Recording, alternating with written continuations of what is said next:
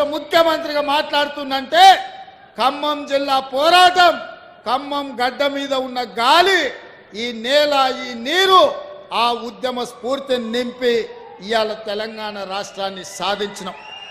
ఆ స్ఫూర్తితో మొదలైన తెలంగాణ ఉద్యమం ఇవాళ తెలంగాణ రాష్ట్రాన్ని సాధించినాం.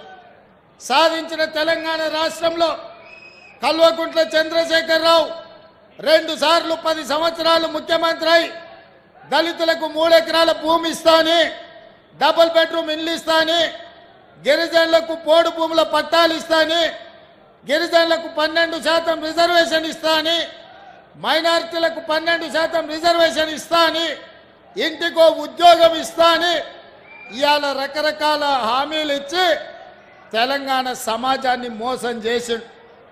కానీ ఖమ్మం జిల్లా ఒక గొప్ప చరిత్ర కలిగిన జిల్లా. 2014 కానీ 2018 కానీ 2023 కానీ ఏ ఎన్నికల్లో బీఆర్ఎస్ పార్టీని నమ్మలేదు, ఈ గడ్డ మీద గెలవనీయలేదు.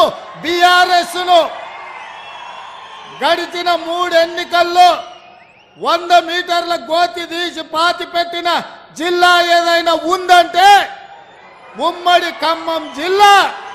ఈ జిల్లాలో ఉన్న చైతన్యం బీఆర్ఎస్ ను బొంద పెట్టించింది.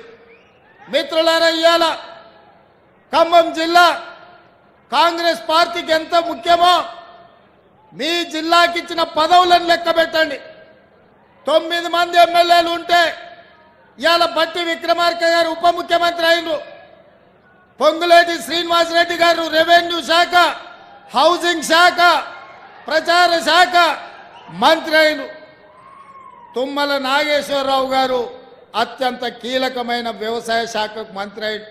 అంతెందుకు, మొన్న 2 రాజ్యసభ సీట్లుంటే 2 ఒకటి కేంద్ర మాజీ మంత్రివర్యులు శ్రీమతి రేణుకా చౌదరి గారికి కాంగ్రెస్ పార్టీ సోనియమ్మ టికెట్ ఇచ్చి మీ ఖమ్మం జిల్లాకు కాంగ్రెస్ లో ప్రత్యేకం ఉంది అని నిరూపించారు. అదే కాదు, మన్మోహన్ సింగ్ గారు ప్రధానమంత్రిగా ఉన్నప్పుడు, సోనియా గాంధీ గారు యూపీఏ చైర్పర్సన్ ఉన్నప్పుడు ఇటు పక్కన రేణుకా చౌదరి గారిని, ఈ పక్కన మహబూబాబాద్ పార్లమెంట్ సభ్యుడు బలరాం నాయకుడు ఒక లంబాడ బిడ్డను కేంద్ర మంత్రుల్ని ఈ జిల్లా నుంచే ఆనాడు 2 చేయడం జరిగింది. ఇవాళ ఇందిరమ్మ ఇండ్లు తెలంగాణ పేదలకు దేవాలయాలు.